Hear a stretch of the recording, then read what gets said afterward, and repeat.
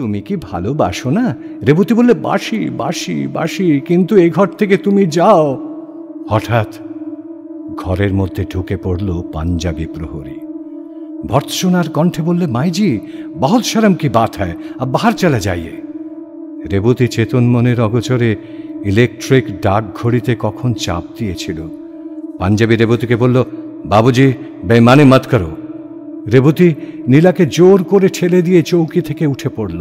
দারোয়ান ফের নীলাকে বললে, আপ বাহার চলা যাইয়ে, नहीं तो मनिब का हुक्म तामिल करेगा, অর্থাৎ জোর করে অপমান করে বের করে দেব। বাইরে যেতে যেতে নীলা বললে, শুনছেন স্যার আইজাক নিউটন, কাল আমাদের বাড়িতে আপনার চায়ের নেমন্তন্ন, ঠিক 4:45 সময়। শুনতে পাচ্ছেন না? অজ্ঞান হয়ে পড়েছেন? বলে একবার তার দিকে ফিরে দাঁড়ালে।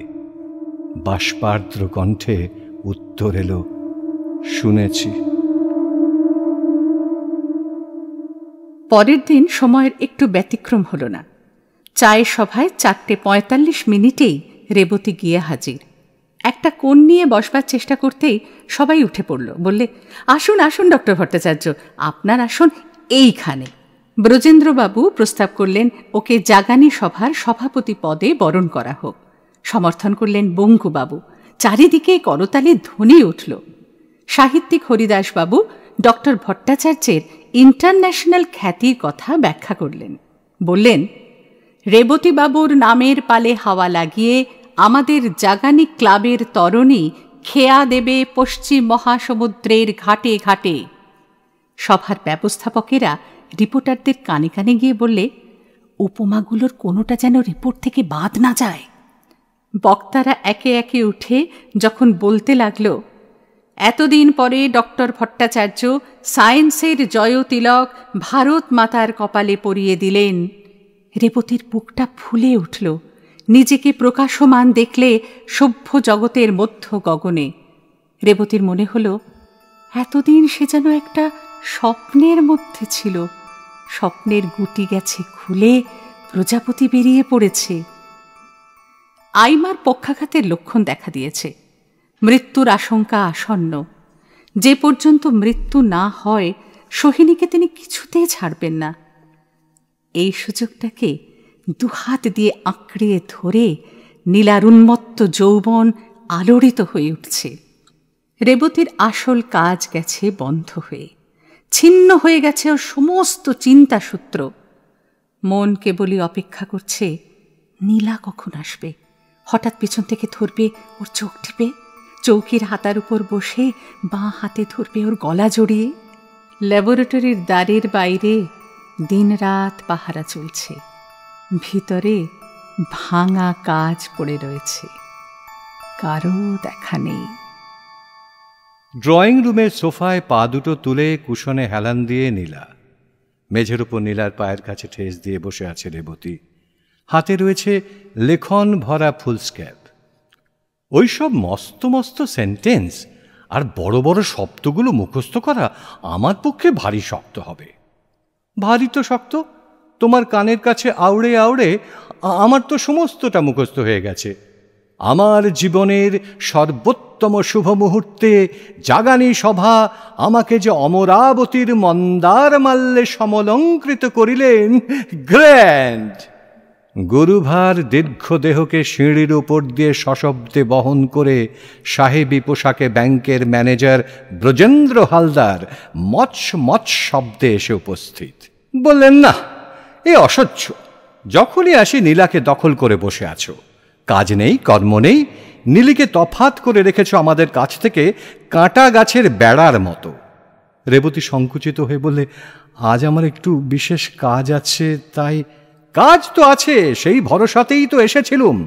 আজ তুমি মেম্বারদের নেমন্তন্ন করেছ, ব্যস্ত থাকবে মনে করে অফিসে যাবার আগে আধ ঘন্টাটা সময় করে নিয়ে তাড়াতাড়ি এসেছি। এসেই শুনছি এখানেই উনি পড়েছেন কাজে বাঁধা। আশ্চর্য! কাজ না থাকলে এখানেই ওর ছুটি, আবার কাজ থাকলে এখানেই ওর কাজ। এমন নাছোড়বান্দার সঙ্গে আমরা কেজো লোকেরা পাল্লা দিই কি করে? Neeli, is it fair? তোমাদের সবাইকে ওই বাঙালির কাছে হার মানতে হলো। আচ্ছা ভালো, তাহলে আমাদের পৌরুষও চালাতে হবে। এখন থেকে জাগানি ক্লাব মেম্বাররা নারী হরণের চর্চা শুরু করবে, জেগে উঠবে পৌরাণিক যুগ। নীলা বললে, বেশ মজা লাগছে শুনতে, নারী হরণ পানিগ্রহণের চেয়ে ভালো, কিন্তু পদ্ধতিটা কীরকম? হালদার বলে দেখিয়ে দিতে পারি এখনই? হ্যাঁ এখনই বলেই সোফা থেকে নীলাকে আড়কোলা করে তুলে নিলে। নীলা চিৎকার করে হেসে ওর গলা জড়িয়ে ধরলে। রেবতীর মুখ অন্ধকার হয়ে উঠল।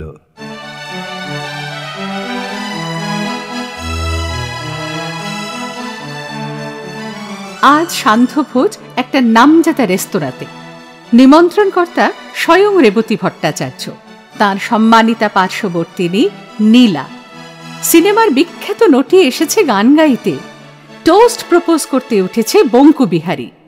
গুণগান হচ্ছে রেবতীর আর তার নামের সঙ্গে জড়িয়ে নীলার। মেয়েরা খুব জোরের সঙ্গে সিগারেট টানছে, প্রমাণ করতে যে তারা সম্পূর্ণ মেয়ে নয়। প্রৌঢ়া মেয়েরা যৌবনের মুখোশ পরে ইঙ্গিতে ভঙ্গিতে অট্টহাস্যে উচ্চ কণ্ঠে পরস্পর গা টেপাটেপিতে যুবতীদের ছাড়িয়ে যাবার জন্য মাতামাতির ঘোড়দৌড় চালিয়েছে। হঠাৎ ঘরে ঢুকল সোহিনী। স্তব্ধ হয়ে গেল ঘরশুদ্ধ সবাই। রেবতীর দিকে তাকিয়ে সোহিনী বললে, চিনতে পারছি নে? ডক্টর ভট্টাচার্য বুঝি? খরচের টাকা চেয়ে পাঠিয়েছিলে, পাঠিয়ে দিয়েছি গেল শুক্রবারে। এই তো স্পষ্ট দেখতে পাচ্ছি, কিছু অকুলন হচ্ছে না? এখন একবার উঠতে হচ্ছে। আজ রাত্রেই ল্যাবরেটরি ফর্দ অনুসারে জিনিসপত্র মিলিয়ে দেখব। আপনি আমাকে অবিশ্বাস করছেন? এতদিন অবিশ্বাস তো করিনি, কিন্তু লজ্জা শরম যদি থাকে, বিশ্বাস রক্ষার কথা তুমি আর মুখে এনো না।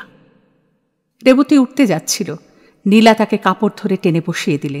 বললে, আজ উনি বন্ধুদের নিমন্ত্রণ করেছেন, সকলে যান আগে, তারপরে উনি যাবেন।